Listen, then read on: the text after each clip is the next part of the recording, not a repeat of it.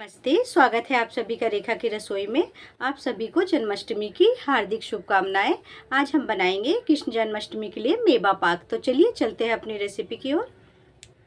तो हमने मेवा पाक बनाने के लिए यहाँ पे इतने सारे ड्राई फ्रूट लिए हैं, जिसमें से हमने आधा कटोरी बादाम, आधा कटोरी काजू, आधा कटोरी किशमिश और आधा कटोरी हमने खरबूजे के बीज, एक कटोरी भरकर मखाना लिया है और यहाँ पे हमने सूखे नारियल को घिस लिया है, ये भी हमने एक कटोरी ली है। यहाँ पे हमने 2 चम्मच के लगभग गोंद लिए हैं और यहाँ पे हमने 5-6 इलायची को खलबट्टे में कूट लिया है। और मेवा को फ्राई करने के लिए हमने यहाँ पे लगभग 4 चम्मच घी लिए हैं। तो चलिए अब मेवा बनाना शुरू करते हैं। तो देखिए हमने गैस जलाकर कढ़ाई चढ़ा दी है। कढ़ाई गर्म हो चुका है। अब इसमें हम घी डालेंगे। तो देखिए घी गर्म हो चुका है। अब इसमें हम गोंद डालेंगे। इसे हम चलाते हुए फ्राई कर लेंगे। तो देखिए गोंद फ्राई हो चुका है। अब इसे हम कढ़ाई से बाहर निकाल लेंगे। तो गोंद हमने निकाल लिया है। अब इसी में हम मखाने को डालेंगे और इसे भी हम थोड़ी देर अच्छी तरह से भून लेंगे। गैस को हमने स्लो ही रखा है, नहीं तो मखाना जल जाएगा। इसी कारण से गैस स्लो रख के ही फ्राई कीजिएगा।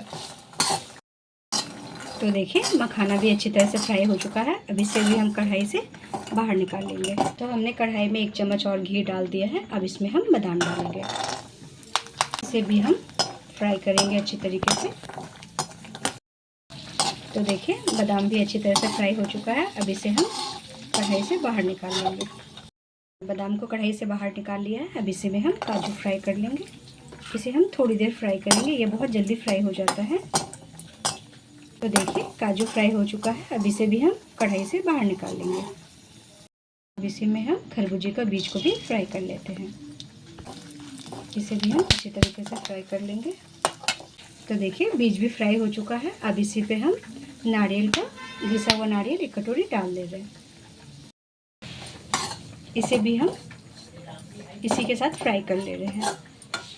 इसी में हम किशमिश को भी फ्राई कर लेते हैं। ये सबको हम एक साथ अच्छी तरह से भून लेंगे। तो देखिए ये भी अच्छी तरीके से फ्राई हो चुका है। अब इसे हम कढ़ाई से बाहर निकाल देंगे और गैस को बंद कर देंगे। तो देखिए हमने इसको एक बर्तन में निकाल लिया है। अब यहाँ पे हम जो हमारे मखाने हैं इसे हम हाथ से इस तरह करके तोड़ लेंगे। ये बहुत आसानी से टूट जाता है। इसी तरह से हम हाथों से मखाने को और ये जो गोंद है इसे भी हम अपने हाथों से इसी तरह से तोड़ लेंगे। तो चलिए इसको हम तोड़ लेते हैं।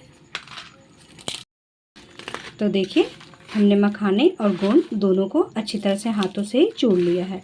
तो चलिए अब इसे हम उसी में मिला देते हैं। तो हम सब इसी में डाल लेते हैं। तो अब हम काजू और बादाम को खलबट्टे में डाल के कूट लेंगे। आप चाहे तो मिक्सर में से दरदरा पीस सकते हैं। तो चलिए पहले इसे हम कूट लेते हैं। तो देखिए यहाँ पे हमने काजू और बादाम को खलबट्टे में कूट लिए हैं। इस तरह से हमने इसे छोटे छोटे टुकड़ों में कर लिया है। तो चलिए इसे भी हम उसमें मिला लेते हैं। तो ये सबको हम मिला लेते हैं। इसमें हम इलायची कूटा हुआ भी डाल देते हैं और ये सबको हम आपस में मिला लेते हैं। इसके लिए हम चीनी को पाक कर लेते हैं। तो यहाँ पे हम 2 कटोरी, इस कांच की कटोरी से 2 कटोरी हम इसमें चीनी डाल रहे हैं। 2 कटोरी चीनी हो गई। अब इसमें हम 1 कटोरी पानी डालेंगे। तो इसमें हम 1 कटोरी पानी डाल रहे हैं। तो देखिए इसमें हमने 1 कटोरी पानी डाल दिया है। अब इसे हम पिघलने तक गैस में पकाएंगे। तो देखिए चीनी घुलना शुरू हो गया है। तो इसे हम 1 तार की चाशनी तक पकाएंगे। तो गैस को हम मीडियम रखे हैं और इसे पकाएंगे। तो देखिए चीनी का पाक बनकर तैयार हो गया है। तो इसे अब हम चेक कर लेते हैं। तो देखिए इस तरह से तार बनना चाहिए। तो इसमें तार बनना शुरू हो गया है। तो चलिए अब इसमें हम ड्राई फ्रूट डालते हैं। इसमें हम भुना हुआ ड्राई फ्रूट डाल लेंगे। इसे हम अच्छी तरीके से मिला लेते हैं। तो देखिए हमने गैस को बंद कर दिया है और इसे अच्छी तरीके से मिला लिया है। अब इसे हम एक थाली में डाल लेते हैं।